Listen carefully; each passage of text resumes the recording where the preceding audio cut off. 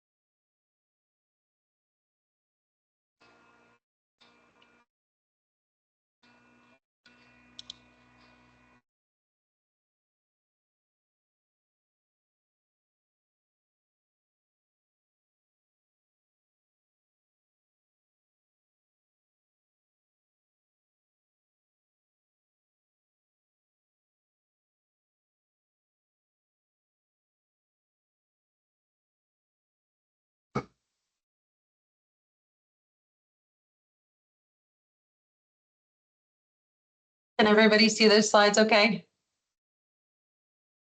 Great. Awesome. So I think we're good to get started. Some folks might be trickling in, but we'll make sure everybody gets in.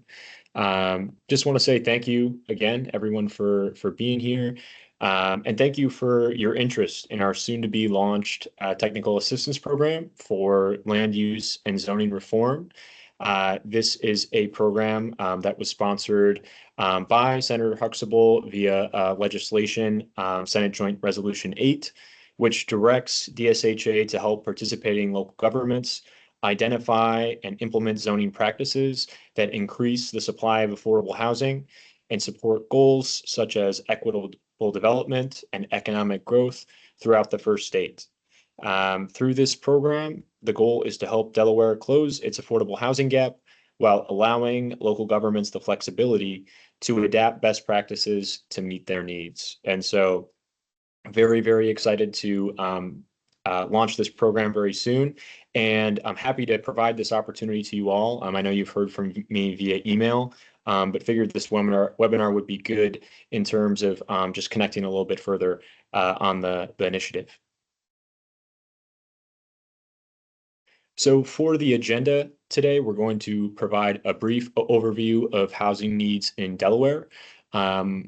Chief Strategy Advisor Caitlin Del Colo will be providing that data and information. And we'll also talk about importance of local land use authority in Delaware. Following those two topics, we'll get into some of the details about the pilot, which include the purpose, types of zoning reform supported, what the TA provider will offer, as well as details on the application and just sort of general timeline. And we'll also mention some scoring considerations we'll sort of incorporate as we get applications from municipalities. And once this presentation is all done, we will provide some time for questions, and we'll do our very best to answer those questions when they come. So without further ado, I will toss it over to Chief Strategy Advisor Caitlin Del Colo. Thanks, Alex. And hi, everybody. Again, I'm Caitlin. I'm part of the policy and planning team here at DSHA, and I'm very excited about this pilot program. I do want to start out just talking very, very briefly about the state's housing needs. I think all of you probably have heard by now, given your positions in local government, that we are in a housing crisis. The graph before you, or the table rather, comes from the 2023 Housing Needs Assessment that DSHA prepared. And so we know from that assessment that by 2030, we need to add 24,000 housing units, and that's just to keep up with population growth. So this little red box here shows you that, again, statewide, we need 24,000 units. Almost half of those units need to be market rate, need to be affordable for people that are making the median income or greater. And then almost half need to be affordable units, units that are affordable for households making, 0 to 30% AMI, 31 to 50, et cetera.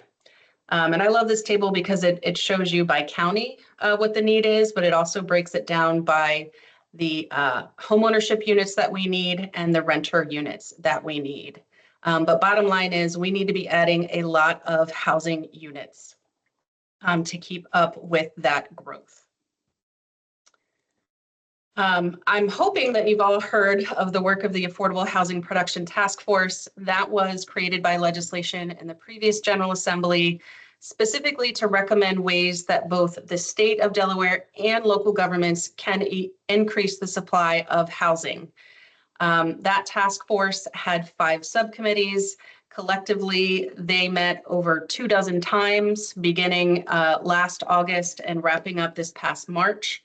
And the final report recommended that the state create a legislative framework to spur local level zoning and land use reform. And with that, they recommended doing a pilot program to provide technical assistance to local governments to achieve those zoning reforms. So Senator Huxtable authored Senate Joint Resolution 8, and that's exactly what it does. It creates this opportunity for the state to help pay for technical assistance so that local governments can implement zoning and land use reforms. Okay. I'm also going to touch really briefly on the role of local governments in providing housing. You all really are the key, in my mind, to unlocking more housing supply. You all regulate land use and zoning. So you decide what types of housing can be built, where they can be built, how dense that development can be, how tall the buildings can be, the size of the lots, et cetera, et cetera. You also have authority over the development review process. You get to decide what's a permitted use, what has to be a conditional use, the rezoning process, all of that. And so those decisions that you make at the local level can either restrict or promote housing development that is responsive to changing demographics. So really, you guys are holding the keys to unlocking supply. And so again, this pilot is a way for us at the state level to help you pursue zoning and land use reforms that you may be interested in. So this language on this slide is straight out of Senate Joint Resolution 8. We want to support local reforms that allow higher density residential development, that promote diverse housing types, that enhance sustainability and walkability, and that are best practices that we've seen from other jurisdictions.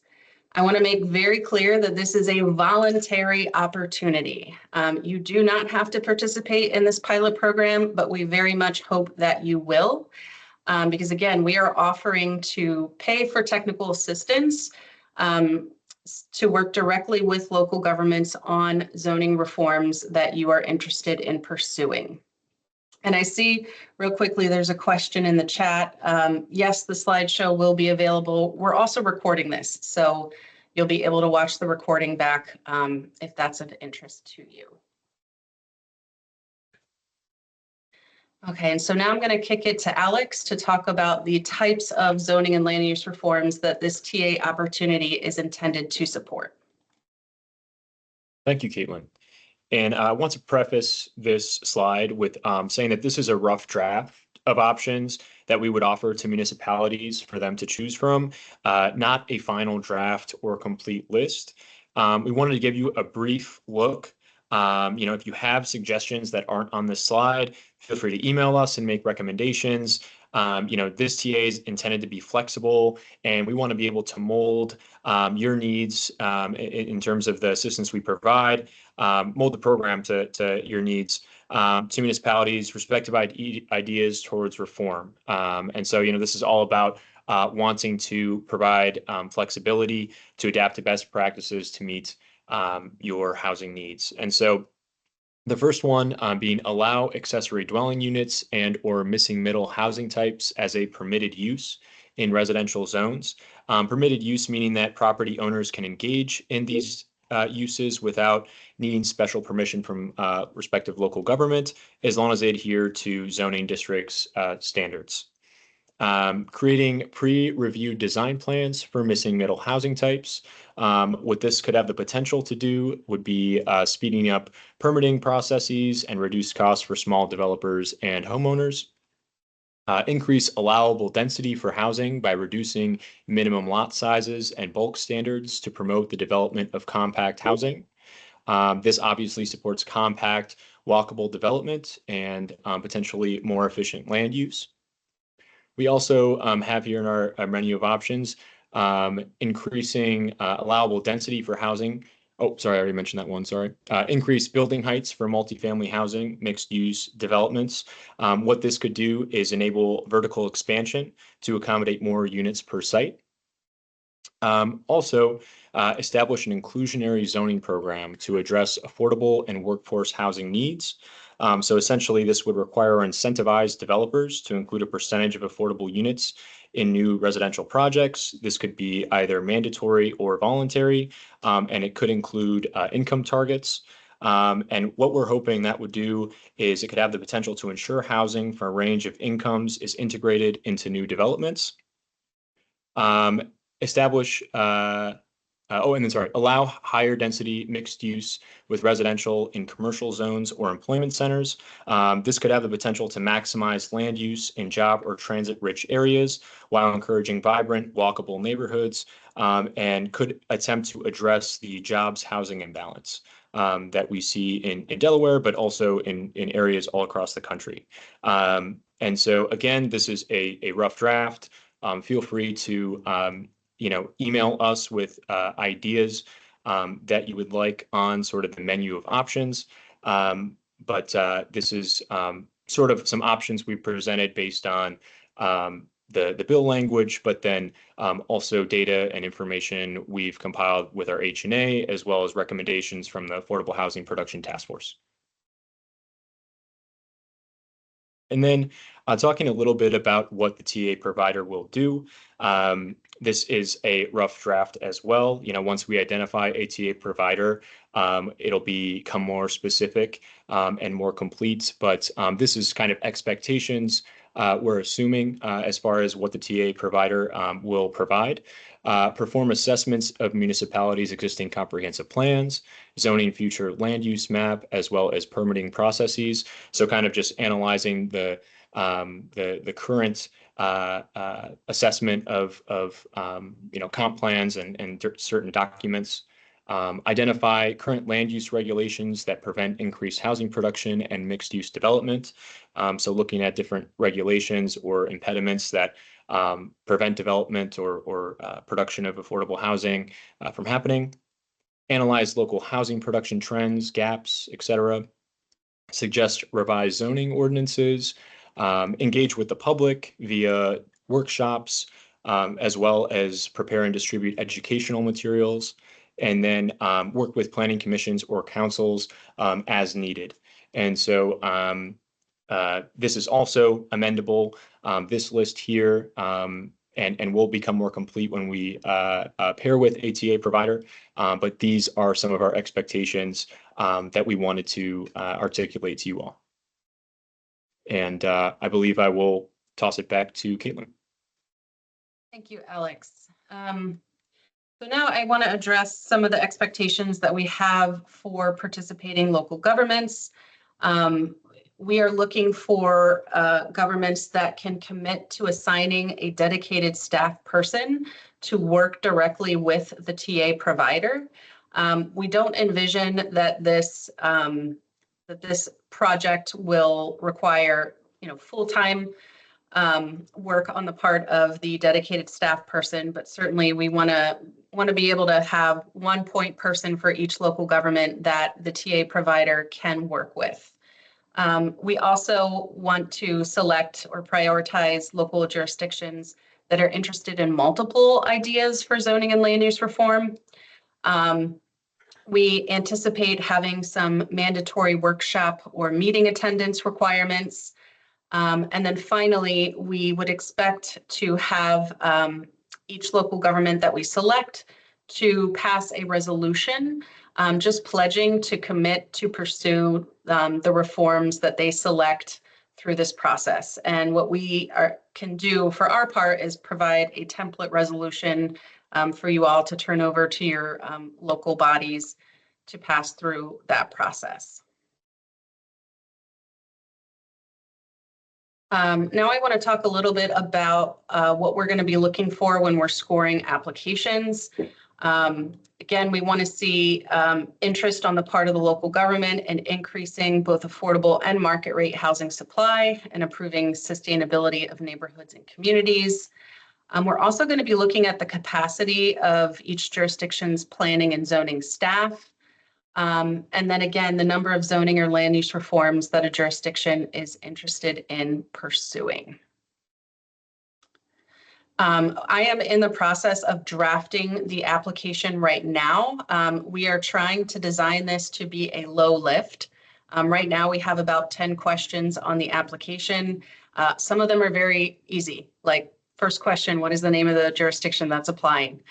So we really want this to be an easy application process for you all, but we just want to understand sort of what it is that you're interested in as a local government in pursuing, and where you're at in terms of your own in-house capacity, and whether there are any sort of ongoing efforts related to land use or zoning as it relates to housing supply.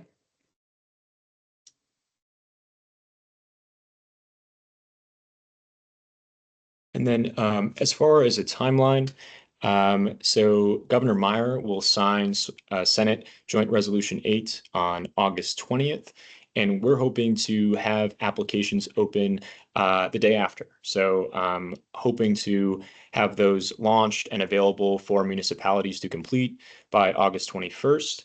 And we're looking at about a 2-month period to have applications open. And so thinking about late October in terms of when those applications will close. We're hoping that's going to provide enough time for municipalities to complete a application as well as kind of market the program and get the word out. The notification of selection, we're expecting by mid to late November of this year. And then aiming for TA engagement with the respective selected municipalities to begin in late November or early December. And so really anticipating that a lot of this work will really begin late this year and early next year. And so that's the timeline we're looking at. And that's really our presentation. Again, thank you so much for attending and looking forward to fielding some questions. Before we get to questions, I know Director Matt Heckles is here on the call. Director Heckles, did you have anything you wanted to add? Just wanted to defer to you before we take questions. Gosh, I wish I did have something insightful to say, but I think you guys covered it very well. We're excited about this opportunity for local jurisdictions. I think it really gives us the chance to understand better from local jurisdictions what challenges they have and how we can be a part of finding solutions. Our goal overall is to support the work that's. I think a lot of it is already happening in the local jurisdictions across our state, and hopefully this support gives all of you the opportunity to put that on overdrive, to speed it up, and to get to resolutions that will improve the way that we develop residential housing and all development in the state, quite frankly, in a way that makes sense for the future of the state. And things are different than they used to be.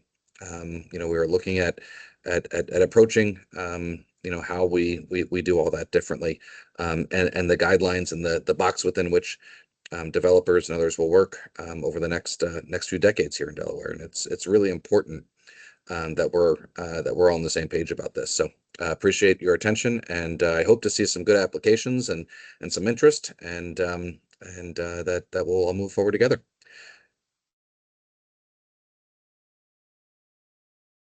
Awesome. See, we already got some hands raised. Yeah, feel free to raise your hand and we'll get to everyone. And again, if not any questions right now, but if you have some later, we are available via email. We'll provide our emails, I think on the last slide, and feel free to reach out. We'll start with Jim Paradise. Yeah, thank you. You didn't really specify what type of municipality you're looking for to use as a guideline or a starting point. I work for the town of Bellefonte. I'm the planning chairman. Bellefonte is completely built out. Average lot size is around 4,000 square feet. Average house size between 800 and 1,000 square feet. And unless we start knocking down houses and putting up row homes, we're not going to have any room for more housing in Bellefonte. Doesn't work.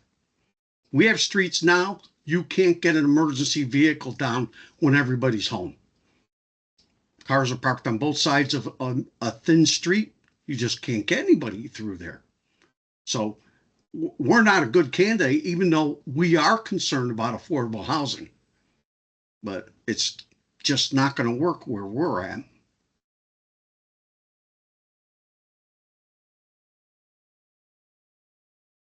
Thank you for that feedback. A couple things come to mind. One thing I think we should clarify is that, you know, we're planning on being able to provide technical assistance to multiple municipalities. So we're hoping, you know, depending on how many applications we get, we would like to work with several local governments. And certainly, you know, no two are the same. So, you know, if Bellefonte does apply and we do select you, maybe we're looking at, well, what happens if a parcel is redeveloped, right? Can we make it easier to get more units on a lot that previously just had, you know, one house on it? So I wouldn't necessarily count yourselves out at this stage. Yeah,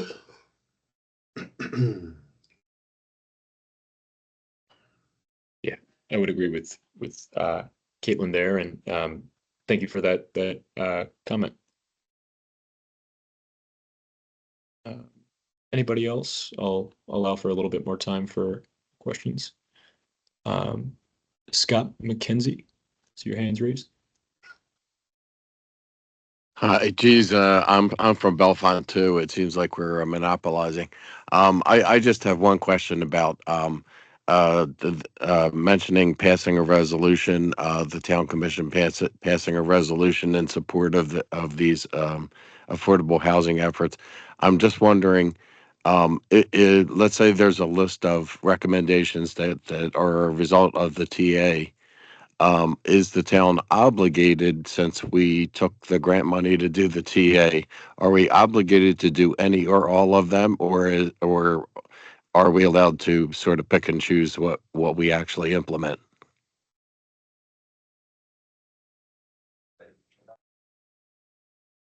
I think the choice part sort of comes at the front end, right? So we've got this sort of menu of ideas that we, you know, presented on a previous slide. Obviously, that's still in draft form. But you would proactively in your application be identifying which zoning reforms you are already interested in pursuing through this technical assistance. And so we would want to see on the front end a resolution just committing to pursuing the reforms of your choice through this process. And then at the end of that process, you know, it likely would hopefully resort in new ordinances being introduced, depending on what those zoning reforms are that you've already selected at the beginning of the process. Does that make sense? Okay, so we would commit to those before we actually had the TA recommendations. I think what we're looking for is for honest, commitment here, right? I mean, we're looking for jurisdictions that are going to enter into this process because they want to see changes and need help in implementing changes that make sense in their local jurisdictions. Bellefonte, may be fully built out, but, accessory dwelling units might be an option there. And so maybe, thinking about maybe the technical assistance is to help the, the town of Bellefonte to imagine how ADUs could be allowed and implemented, in the code with, while considering its constraints, in terms of access and emergency response and all of those things. But we want to make sure that we are partnering with local jurisdictions whose intention is to, when they receive this technical assistance and when we come up with solutions that can help a local jurisdiction, that it moves forward from there. I think that's it's disassociated but related, is probably the best way to say it, right? I mean, we're not saying pass a zoning, a change that you're looking to explore with technical assistance before you know what that exploration looks like. It's the intent that I think we're really looking for here. Agreed. Thank you, Director Heckles and Caitlin. Oh, Yeah. I came off mute. There have been a few things popping up in the chat. So there was a question about how we define missing middle. DSHA actually links to a really great graphic and definition on our website. Our colleague Karen popped in a link to that webpage so you can see it. Just want to make sure everybody checks the chat for that. Awesome. Thank you, Karen. Scott, appreciate your question. And I see Sean O'Neill, you have your hand raised. Yeah, I was just wondering how you envision this rolling out, like what applications would look like, how that process is likely to move forward. Have you defined all that, when could we expect more information if you don't have all those details ready? Yeah. So I can, with the timeline, the bill being signed by Governor Meyer on the 20th of this month, and then hoping to make those applications accessible on the 21st of August. Caitlin has been working on the development of the application. Caitlin, do you have a few remarks on sort of what we've been working on? Yeah, absolutely. So again, right now, I have a draft set of questions for the application. We didn't want to put anything set in stone before having this webinar and getting some feedback from all of you. But right now, we're asking, what is your jurisdiction? What is the name and title of the person completing the form? There will be a place on the application to check off all of the zoning reforms that you are interested in. We will provide a list. It'll be very similar to what was presented in these slides. It may, include some additional things if we get feedback from you all in the intervening time. But you'll have a place where you can say, yes, I'm interested in, looking at permitting ADUs. Yes, I'm interested in, allowing mixed use in commercial zones. Some of the other questions would be, is your jurisdiction already pursuing policies or other initiatives to facilitate the development of housing?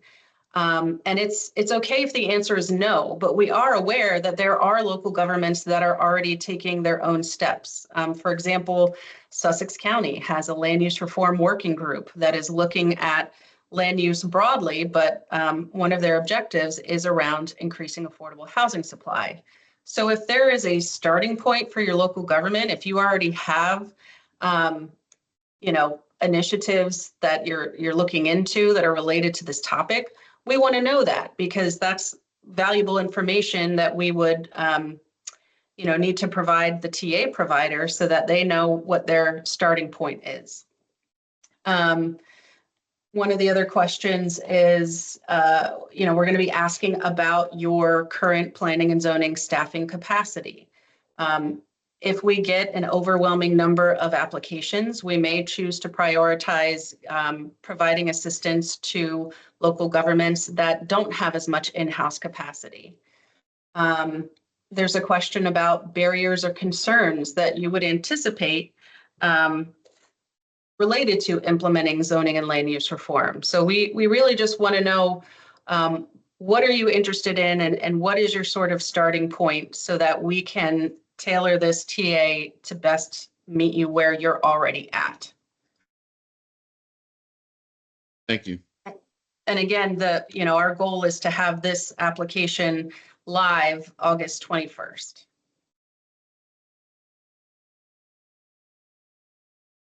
Awesome.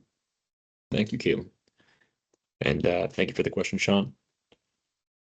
Are there any other questions that guests may have?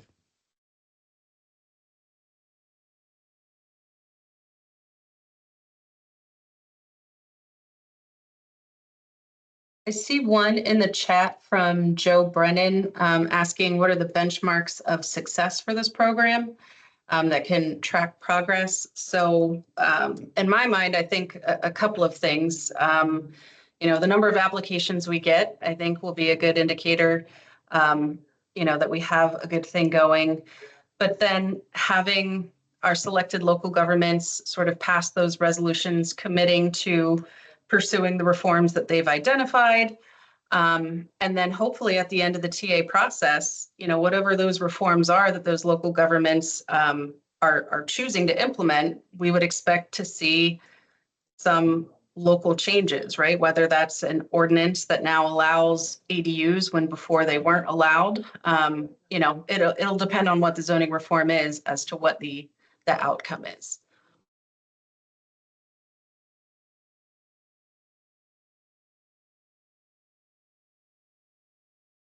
Thank you, Caitlin.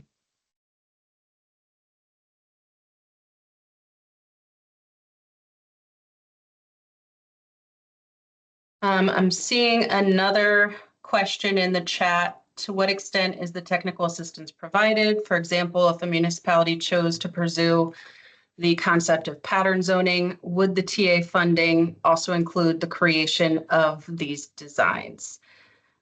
Yes. I mean, that's what I'm anticipating. If that's one of the options that you're interested in, then that TA provider would be working with you and the public to figure out what those designs should be so that then you can adopt them through a resolution.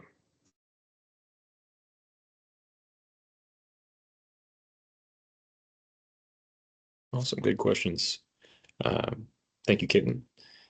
And thank you, John, for putting that in the chat. Any other questions, either in the chat or feel free to raise your hand if anything comes to mind.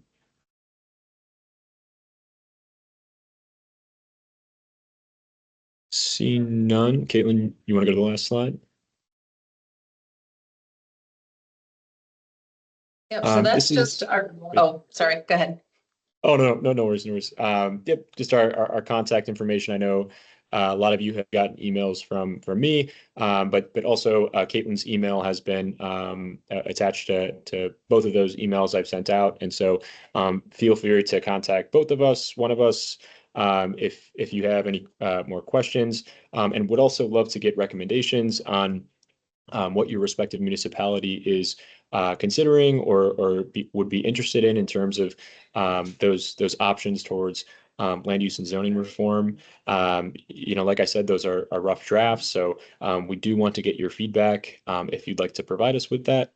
And really just hoping to partner with you on this initiative and find shared and mutual goals that municipalities and the state can both pursue for more equitable and sustainable communities. So yeah, any final comments or questions from the group here?